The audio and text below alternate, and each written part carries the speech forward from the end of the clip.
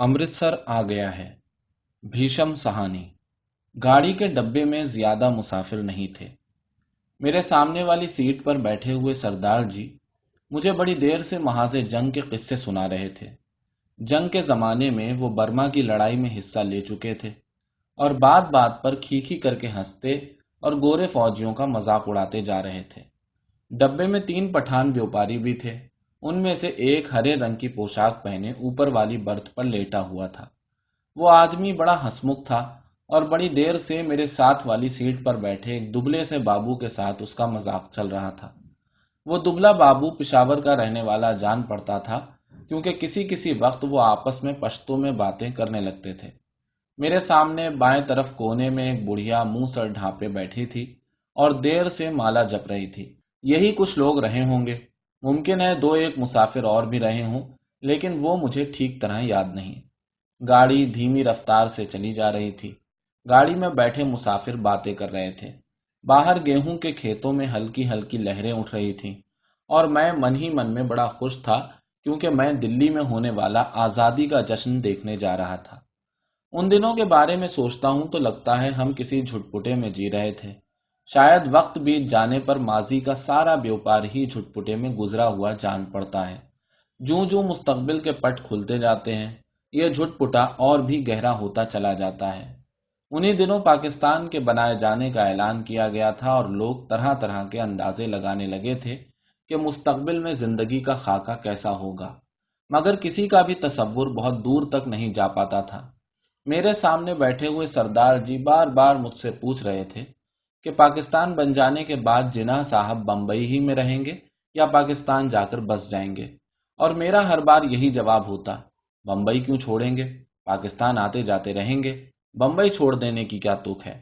लाहौर और गुरदासपुर के बारे में भी अंदाजे लगाए जा रहे थे कि कौन सा शहर किस तरफ जाएगा। मिल बैठने के ढंग में, गपशप में, हंसी मजाक में कोई खास फर्क नहीं आया था। कुछ लोग अपने घर छोड़कर जा रहे थे, जबकि दूसरे लोग उनका मजाक उड़ा रहे थे। कोई नहीं जानता था कि कौन सा कदम ठीक होगा और कौन सा गलत। एक तरफ पाकिस्तान बन जाने का जोश था, तो दूसरी तरफ हिंदुस्तान के आजाद होने का जोश। जगह जगह फसाद भी हो रहे थे और यौम आजादी की तैयारियां भी चल रही थीं। इस पस मंजर में लगता मुल्क आजाद हो जाने पर फसादात अपने आप बंद हो जाएंगे। माहौल के इस झुटपुटे में आजादी की सुनहरी धूल सी उड़ रही थी और साथ ही साथ गैर यकीनीपन भी डोल रहा था।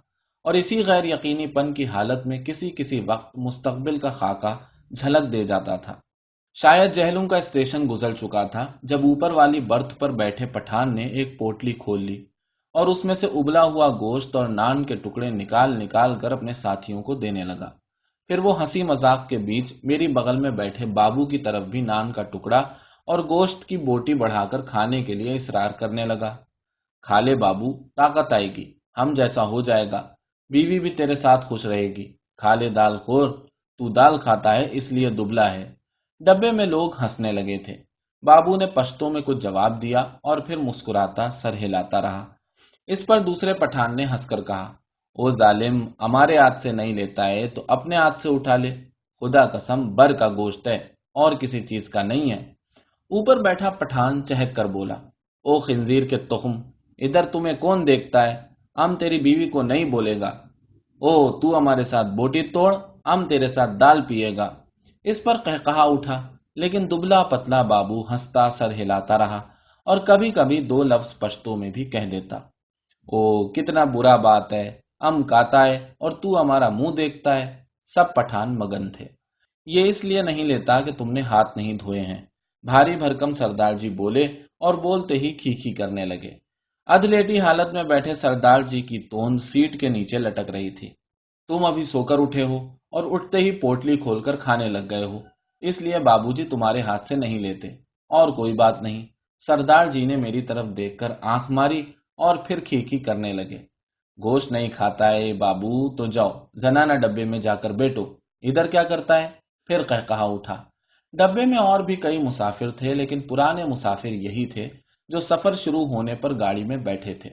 बाकी मुसाफिर उतरते चढ़ते रहे थे।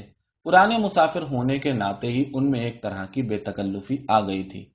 ओ इधर आकर बैठो, हमारे साथ बैठो, आओ जालिम, किस्सा खानी की बातें करेंगे।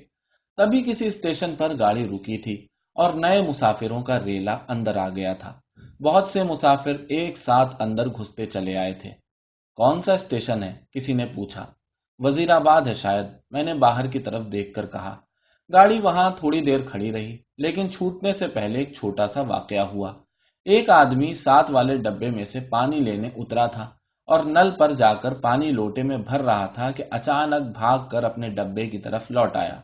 छलछलाते लोटे में से पानी गिर रहा था, लेकिन जिस ढंग से वो भागा था उसी ने बहुत कुछ बता दिया था। नल पर खड़े दूसरे लोग भी 3 या 4 आदमी रहे होंगे, इधर उधर अपने अपने डब्बों की तरफ भाग गए थे। इस तरह घबरा कर भागते लोगों को मैं देख चुका था। देखते ही देखते प्लेटफॉर्म खाली हो गया, मगर डब्बे के अंदर अब भी हंसी मजाक चल रहा था। कहीं कोई गड़बड़ है, मेरे पास बैठे दुबले बाबू ने कहा। कहीं कुछ था, लेकिन क्या था कोई भी ठीक से नहीं जानता था। मैं कई फसाद देख चुका था, इसलिए माहौल में होने वाली छोटी सी तब्दीली को भी भांप गया था। भागते लोग, खटाक से बंद होते दरवाजे, घरों की छतों पर खड़े आदमी, खामोशी और सन्नाटा, सभी फसाद के आसार थे। ठीक तभी पिछले दरवाजे की तरफ से, जो प्लेटफॉर्म की दूसरी तरफ खुलता था, हल्का सा शोर हुआ। कोई मुसाफिर अंदर घुसना चाहता था। कहाँ घुसा आ रहा है? नहीं है जगह, बोल दिया जगह नहीं है, किसी ने कहा। बंद करो जी दरवाजा, यूं ही मुंह उठाए घुसे आते हैं, आवाजें आ रही थीं। जितनी देर कोई मुसाफिर डब्बे के बाहर खड़ा अंदर आने की कोशिश करता रहे, अंदर बैठे मुसाफिर उसकी मुखालफत करते रहते हैं। लेकिन एक बार जैसे तैसे वो अंदर आ जाए तो मुखालफत खत्म हो जाती है और वो मुसाफिर जल्द ही डब्बे की दुनिया का बासी बन जाता है और अगले स्टेशन पर वही सबसे पहले बाहर खड़े मुसाफिर पर चिल्लाने लगता है, नहीं है जगह, अगले डब्बे में जाओ। घुसे चले आते हैं। दरवाजे पर शोर बढ़ता जा रहा था। तभी मैले कुचैले कपड़ों और लटकती मूछों वाला एक आदमी दरवाजे में से अंदर घुसता दिखाई दिया। चीकट मैले कपड़े, जरूर कहीं हलवाई की दुकान करता होगा। वो लोगों की शिकायतों आवाजों की तरफ ध्यान दिए बगैर दरवाजे की तरफ घूमकर बड़ा सा काले रंग का संदूक अंदर की तरफ घसीटने लगा। आ जाओ, तुम भी चढ़ाओ, वो अपने पीछे किसी से कहे जा रहा था।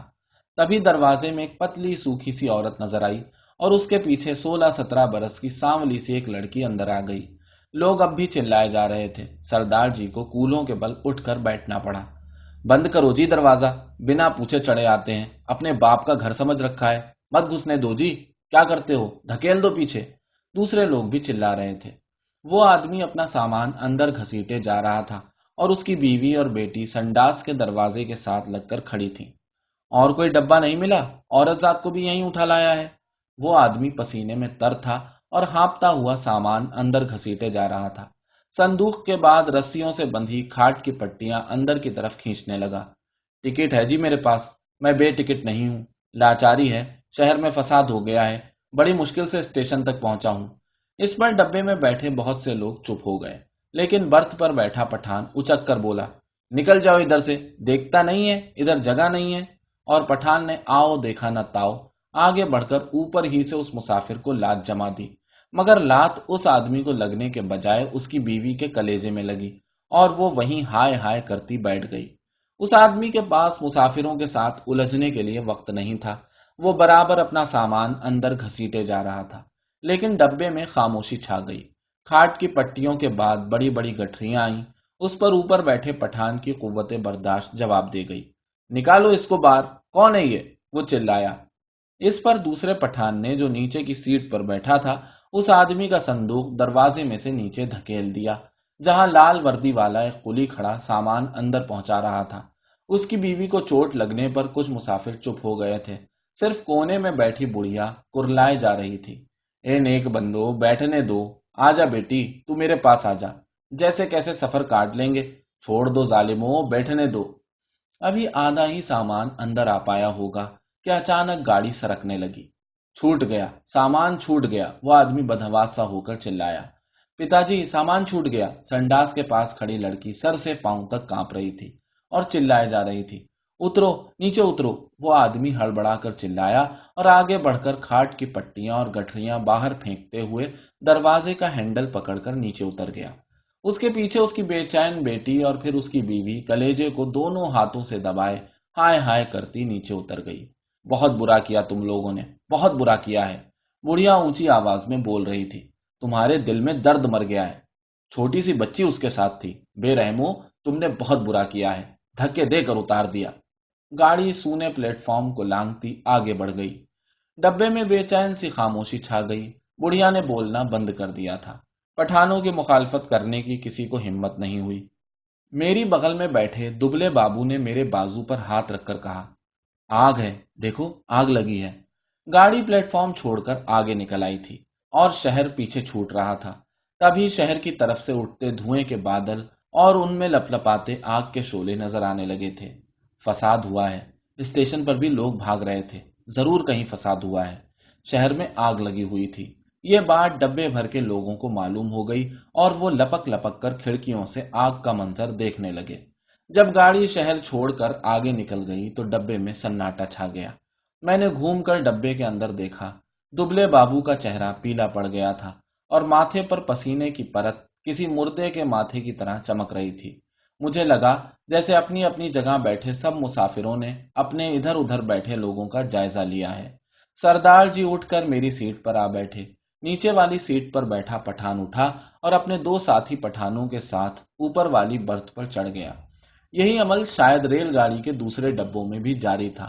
اب ڈبے میں تناؤ آ گیا۔ لوگوں نے بات چیت بند کر دی۔ تینوں کے تینوں پٹھان اوپر والی برتھ پر ساتھ ساتھ بیٹھے چپ چاپ نیچے دیکھے جا رہے تھے۔ تمام مسافروں کی آنکھیں پہلے سے زیادہ کھلی کھلی اور شک بھری نظر آنے لگی۔ یہی صورتحال شاید گاڑی کے سبھی ڈبوں میں پیدا ہو رہی تھی۔ کون سا اسٹیشن تھا یہ؟ ڈبے میں کسی نے پوچھا۔ وزیر آباد، کسی نے جواب دیا۔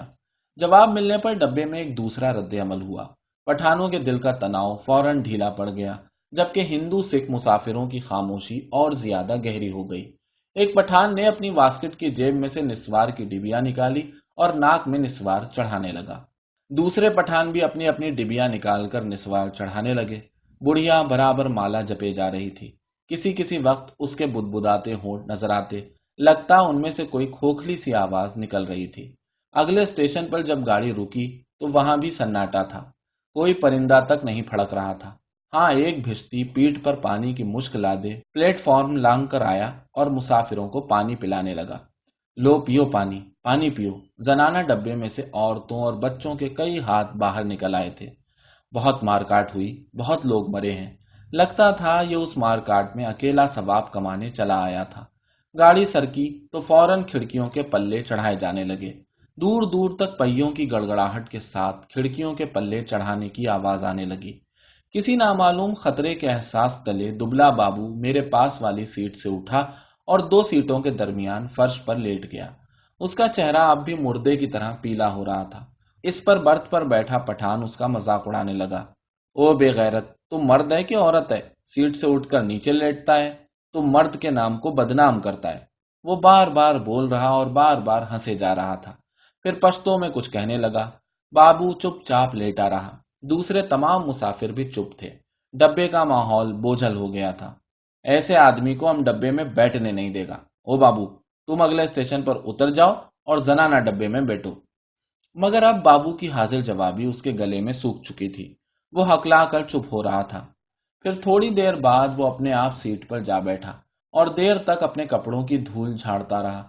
وہ فرش پر کیوں لیٹ گیا تھا؟ شاید اسے ڈر تھا کہ باہر سے گاڑی پر پتھراؤ ہوگا یا گولی چلے گی۔ شاید اسی خوف سے کھڑکیوں کے پلے بھی چڑھائے جا رہے تھے۔ کچھ بھی کہنا مشکل تھا۔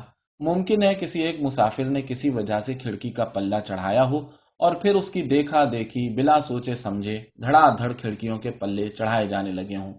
بوجھل اور غیر یقینی سے ماحول میں سفر کٹنے لگا۔ رات گہری ہوتی گئی۔ ڈبے کے مسافر خاموش اور خوف زدہ جوں کے توں بیٹھے تھے۔ کبھی گاڑی کی رفتار اچانک ٹوٹ کر دھیمی پڑ جاتی تو لوگ ایک دوسرے کی طرف دیکھنے لگتے، اور کبھی راستے میں رک جاتی تو ڈبے کے اندر کا سناٹا اور بھی گہرا ہو جاتا۔ صرف پٹھان بے فکر بیٹھے تھے۔ ہاں، بات چیت کرنا انہوں نے بھی چھوڑ دیا تھا، کیونکہ اب ان کی بات چیت میں کوئی بھی شامل ہونے والا نہیں تھا۔ دھیرے دھیرے پٹھان اونگنے لگے، جبکہ دوسرے مسافر پھٹی پھٹی آنکھوں سے خلا میں گھور رہے تھے۔ بڑھیا منہ سر لپیٹے پاؤں سیٹ پر رکھے بیٹھی بیٹھی سو گئی تھی۔ اوپر والی برتھ پر ایک پٹھان نے ادھ لیٹے ہی کرتے کی جیب میں سے کالے منکوں کی تسبیح نکال لی اور اسے دھیرے دھیرے ہاتھ میں چلانے لگا۔ کھڑکی کے اوپر آسمان میں چاند نکل آیا تھا۔ اور چاندنی میں باہر کی دنیا اور بھی زیادہ غیر یقینی اور پراسرار ہو گئی تھی۔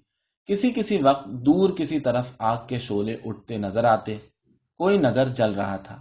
گاڑی کسی وقت چنگھاڑتی ہوئی آگے بڑھنے لگتی، پھر کسی وقت اس کی رفتار دھیمی پڑ جاتی اور میلوں تک دھیمی رفتار ہی سے چلتی رہتی۔ اچانک دبلا بابو کھڑکی ہی سے باہر دیکھ کر اونچی آواز میں بولا، ہربنس پورا گزر گیا ہے۔ اس کی آواز میں جوش تھا، وہ جیسے چیخ کر بولا تھا۔ ڈبے کے سبھی لوگ اس کی آواز سن کر چونک گئے۔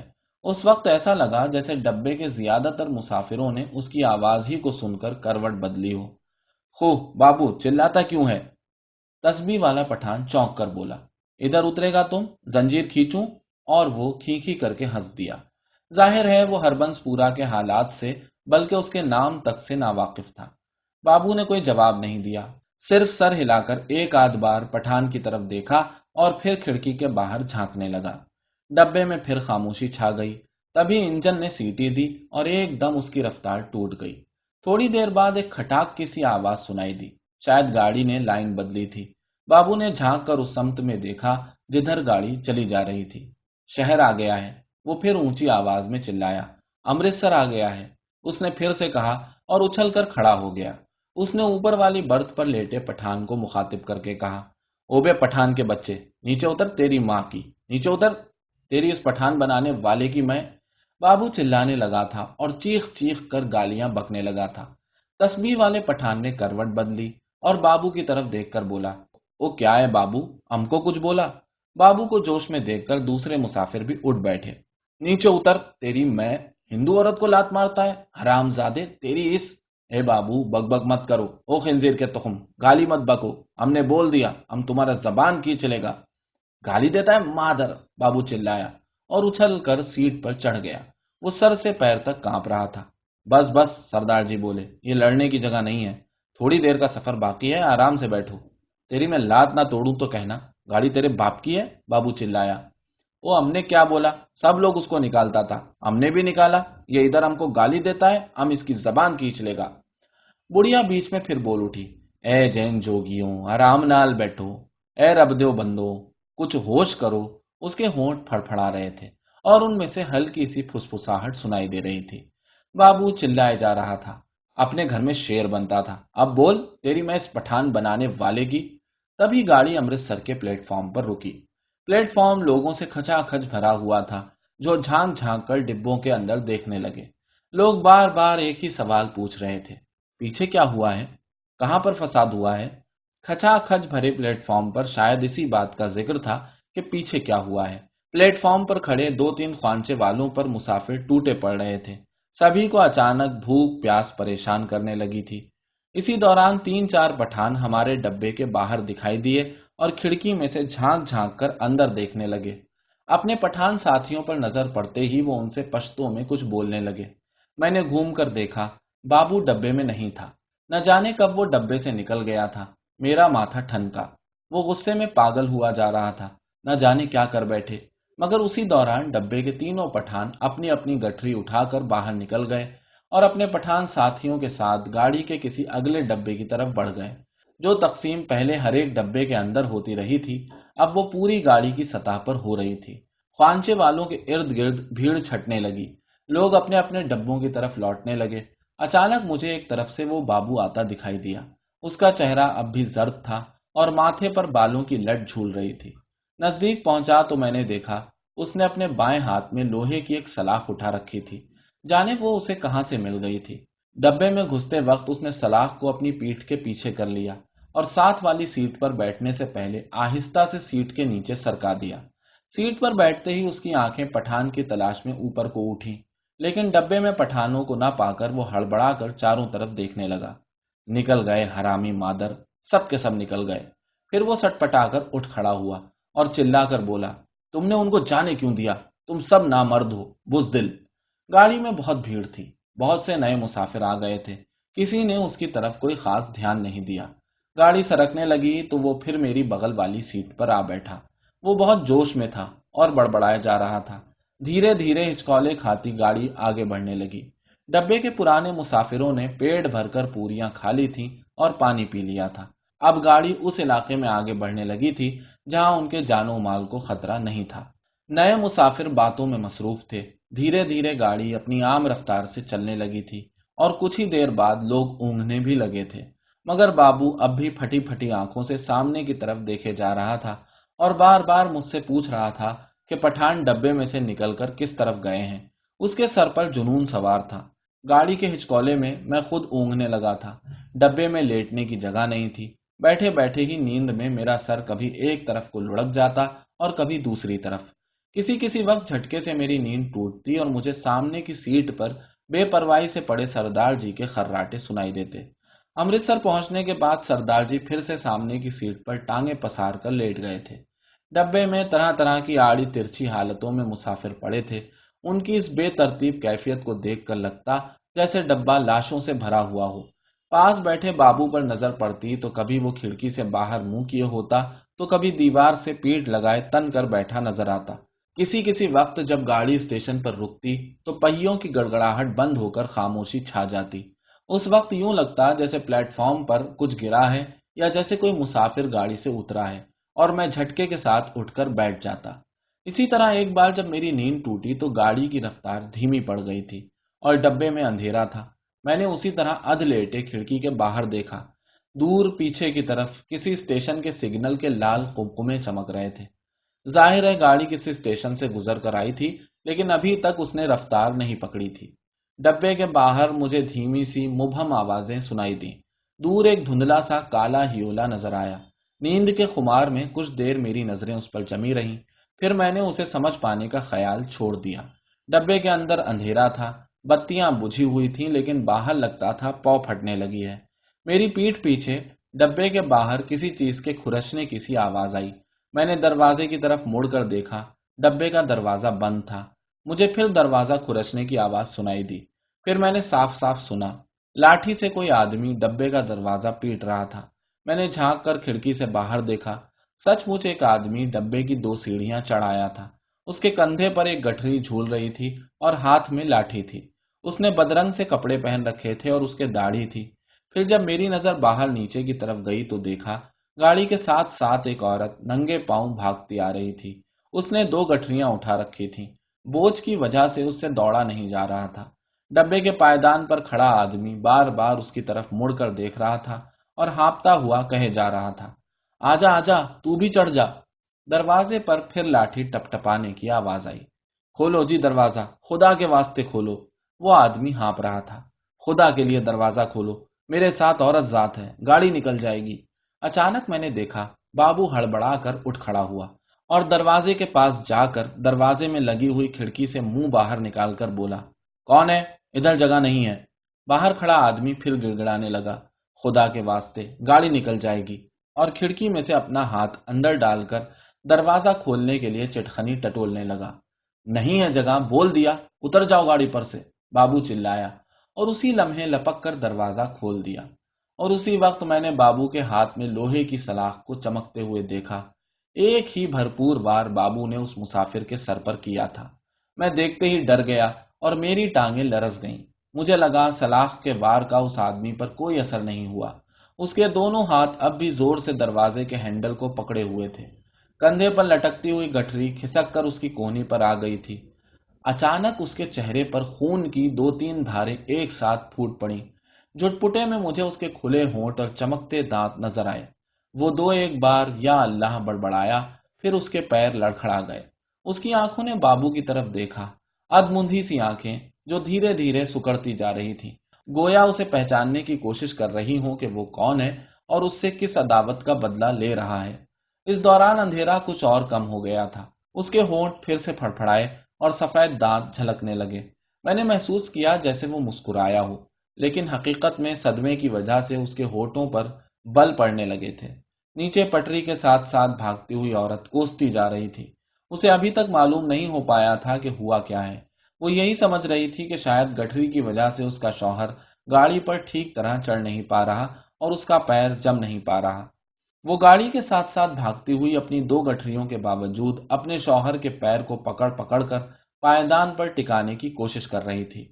अचानक उस आदमी के दोनों हाथ डब्बे के हैंडल से छूट गए اور وہ کٹے ہوئے درخت کی طرح نیچے جا گرا۔